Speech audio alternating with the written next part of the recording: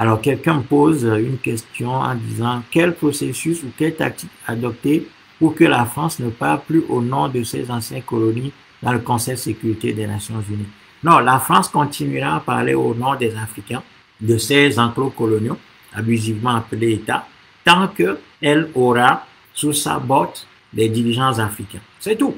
Vous avez des États qui ne sont même pas capables de tuer les moustiques et vous voulez que la France, qui est une puissance nucléaire, ne puisse pas parler au nom des Africains au Conseil de sécurité des Nations Unies. Donc, bâtissons des États en Afrique en renversant l'ordre colonial qui mine l'Afrique, qui plombe l'Afrique par le biais des tyrans africains, des incompétents, des incapables, des assassins, des criminels, des gens qui, comme je l'ai tout dit, en temps normal, ne méritent même pas d'être des éboueurs, mais qui sont au premier rang en Afrique, des guinarous qui oppriment le peuple, qui volent tout ce qui leur passe sous la main, qui n'ont aucune vision stratégique de notre continent, qui n'ont aucune profondeur, qui ne voient pas le parcours historique douloureux de notre peuple pour pouvoir l'élever, travailler avec ce peuple, le former, le positionner, pour que ce peuple retrouve la mémoire historique, résoudre les problèmes de fond que nous avons, pour positionner l'Afrique.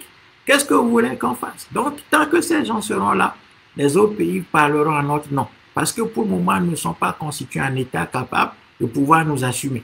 Il n'y aura rien du tout. Tant que les dictateurs africains seront là, il n'y aura rien du tout. Ces gens oppriment notre peuple, humilient notre peuple, ne représentent pas notre peuple, représentent des intérêts étrangers.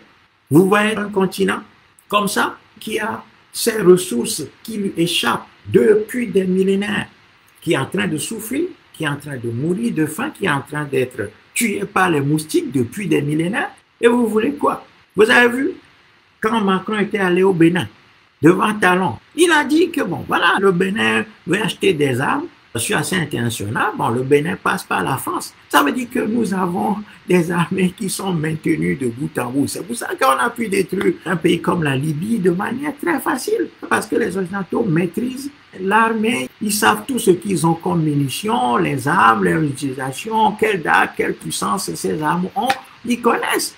Ensuite, nous avons des soi-disant États où ces armées sont surveillées de bout en bout via les accords de coopération militaire. Vous croyez quoi? Que quand la Russie arrive, que vous dites que la Russie n'a qu'à remplacer les Français. Et ça veut dire que la Russie pénètre les armées africaines pour connaître leur fonctionnement, tout. Ça dit le pays. C'est ça la réalité.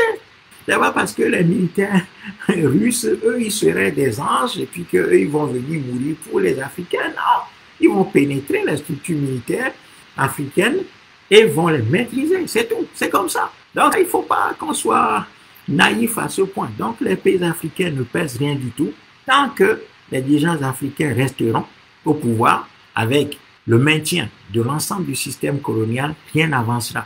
C'est tout.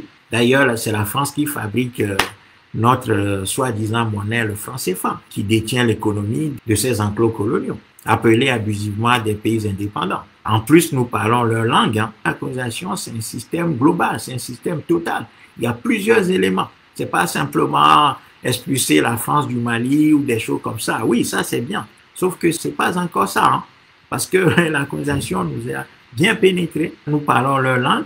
Donc il va falloir aussi décoloniser la langue pour nous couper de la pensée française.